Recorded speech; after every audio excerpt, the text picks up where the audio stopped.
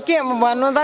दिलपनाजी के महादेव चाहिँ पुरा घुम्नु हुँदैन रे है महादेवको मन्दिरमा किनभने उत्तरमा पुगिसकेपछि यहाँ हामी घुम्दैछौँ साथीहरू अब महादेवलाई चाहिँ नि पुरा घुम्नु हुँदैन भन्छ है साथीहरू यहाँ हेर्नुहोस् के कारण यहाँ छ हेर्नुहोस्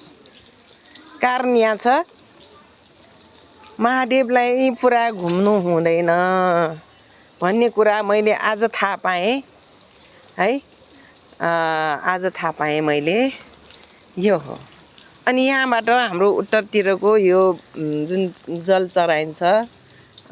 यो उत्तरतिर यसो बग्ने भएर यहाँ हामीले चाहिँ नि नाग्छ भनेर हुँदैन रहेछ क्या यहाँबाट फर्केर आउने होइन फेरि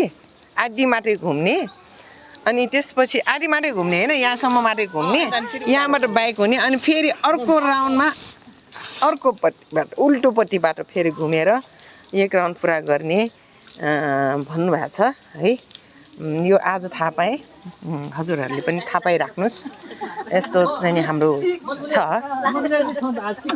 ल हेर्नुहोस् साथीहरू अब यो ठिक सारीको गेटमा यसरी हामीले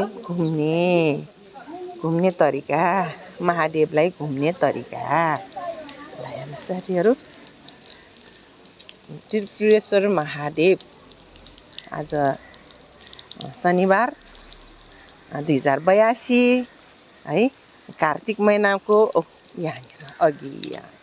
यो भाव यो जुन चाहिँ नि हाम्रो जल चढाइन्छ यहाँ चाहिँ नाग्नु हुँदैन है त्यो भएर